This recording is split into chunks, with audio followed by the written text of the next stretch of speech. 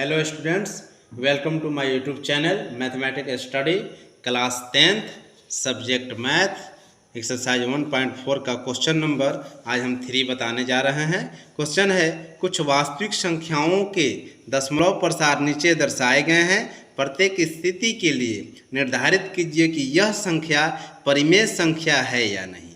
यदि यह परिमेय संख्या है और P/Q के रूप की है तो Q के अभाज्य गुणनखंडों के बारे में आप क्या कर सकते हैं। पहला है 43.123456789। तो इसमें बताना यह है कि परिमेय संख्या है या नहीं, और परिमेय संख्या है तो उसके अभाज्य गुणनखंड क्या होगा। ठीक है, बताते हैं इसको हम। तो पहला क्वेश्चन देखने पर स्पष्ट पता चल रहा है कि 43.123456789 एक परिमेय संख्या है। इसे हम P/Q के रूप में व्यक्त कर सकते हैं। तो लिखेंगे हम, यह परिमेय संख्या है, यह परिमेय संख्या है तथा Q के अभाज्य गुणनखंड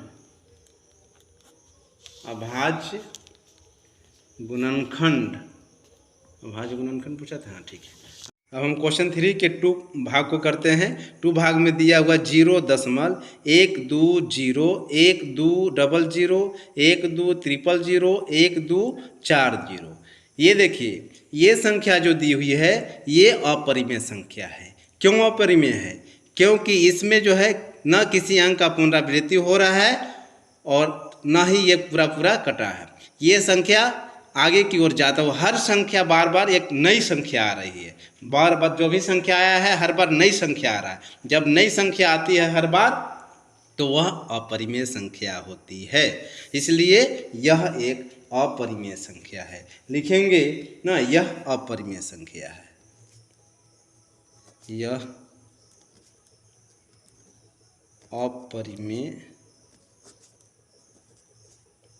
संख्या है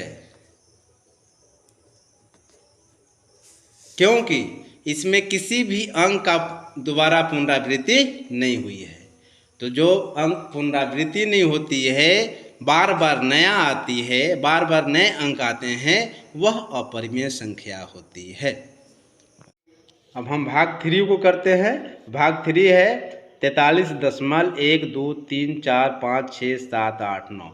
जो संख्या प्रथम भाग में दिया हुआ था वही संख्या इसमें भी दिया हुआ है। अंतर ये है कि ये जो दशमलव के बाद जो संख्याएं हैं उस पर बार लगा हुआ है। तो बार लगने का मतलब है कि इसकी पुनरावृत्ति हो रही है, ये संख्या बार बार दोबारा रिपीट हो रही है, इसलिए यह संख्या परिमेय संख्या होगी।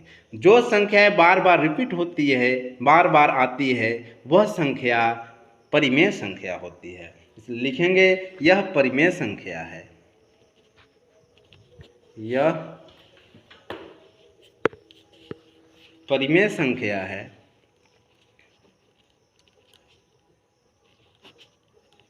परिमेय संख्या है तथा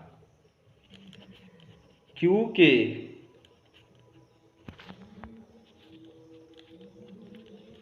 गुणनखंड 2n